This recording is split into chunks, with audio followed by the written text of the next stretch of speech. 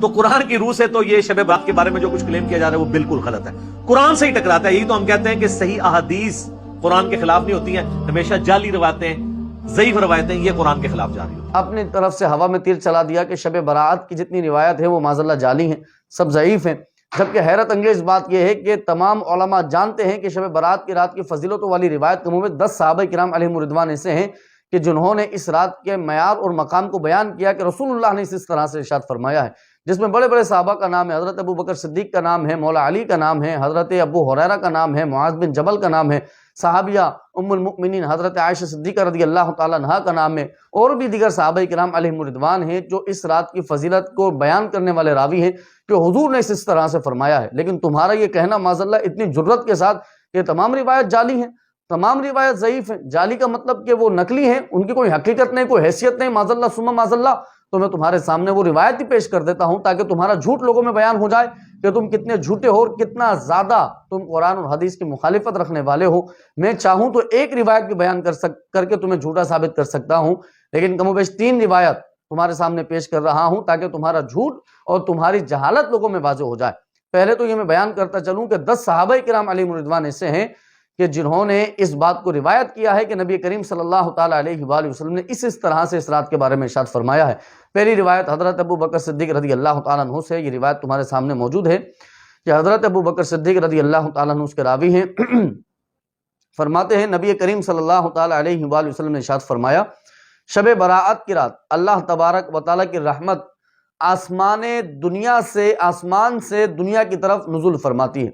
یعنی جو اللہ کی رحمت ہے وہ لوگوں کی طرف آتی ہے، اور آپ نے فرمایا اللہ تبارک و تعالیٰ سب گناہ گاروں کی بخشش و مغفرت فرما دیتا ہے سوائے مشرک کے، اور وہ جو کینہ پرور لوگ ہیں جو آپس میں دشمنی اور عداوت رکھتے ہیں ان کے علاوہ اللہ سب کی بخشش و مغفرت فرما دیتا ہے۔ یہ روایت تمہارے سامنے موجود ہے۔ اب ذرا اس روایت پر علماء محدثین نے کیا کلام کیا ہے یہ بھی دیکھ لو۔ مسند بزار، یہ روایت کتاب کا حوالہ سامنے موجود ہے اور یہ عبارت مسند بزار کی موجود ہے۔ مسند بزار کے اندر صراحت کے ساتھ ایک جملہ لکھا ہے، فرماتے ہیں اس حدیث کو روایت کرنے والے اور بھی بہت راوی ہیں، لیکن اس حدیث کی تقویت صرف اسی بات سے حاصل ہو جاتی ہے، یہ حدیث معیار صرف اس بات سے ہو جاتی ہے معیاری کہ اس کو روایت کرنے والے حضرت ابو بکر صدیق رضی اللہ تعالیٰ عنہ ہیں۔ مسند بزار کے اندر یہ روایت موجود ہے، یہ عبارت موجود ہے کہ اور بھی راوی ہیں، لیکن صرف ابو بکر صدیق کا روایت کرنا اس حدیث کو پختہ کر رہا ہے، اس حدیث کو معیاری بنا رہا ہے، اور تم جعلی کہہ رہے ہو معاذاللہ ثم معاذاللہ۔ اور ایک اور اگلی حدیث مبارکہ دیکھیے، مولا علی رضی اللہ تعالیٰ عنہ سے روایت ہے، یہ ابن ماجہ کی روایت ہے،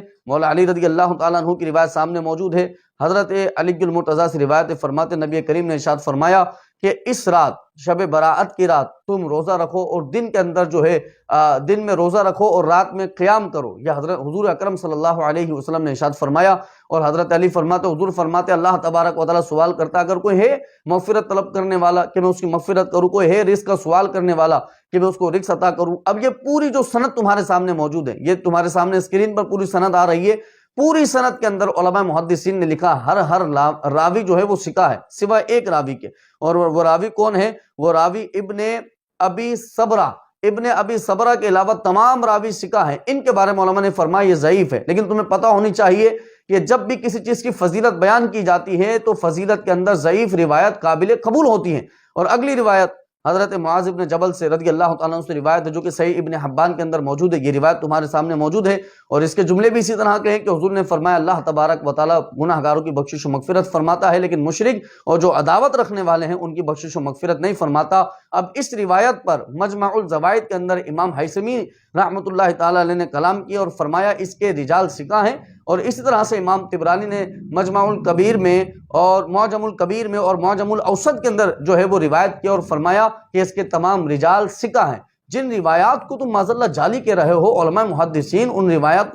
روایت کے راویوں کو ثقہ کہہ رہے ہیں، اور فرماتے روایت کے راوی کئی ایک صحابہ کرام علیہم رضوان ہیں اور معیاری احادیث مبارکہ ہیں اور فضیلت کے باب میں آنے والی حدیث مبارکہ ہیں۔ تمہیں پتہ ہونا چاہیے کہ فضیلت کے باب میں اگر ضعیف حدیث بھی بیان کی جاتی ہے تو اس پر عمل بھی کیا جا سکتا ہے، اس کو آگے بیان بھی کیا جا سکتا ہے۔ تو یہ فضیلت بیان ہو رہی ہے کہ اس رات کی یہ فضیلت مبارکہ ہے، لیکن تمہارے اندر اتنی زیادہ جہالت بھری ہوئی ہے کہ معاذاللہ ثم معاذاللہ تم بجائے اس کے کہ حدیث مبارکہ کی تحقیق کرتے صرف انکار کرنے پر آئے تو جملہ کہہ دیا ہے کہ تمام روایات جعلی ہیں۔ تو انجینئر مرزا یہ تمہاری جہالت ہے جس نے تمہیں اس گمراہیت کے راستے پر چلا دیا ہے، اور جو بھی تمہارے دامن سے وابستہ ہے وہ سب کے سب گمراہیت کے راستے پر چل رہے ہیں۔ اللہ رب العزت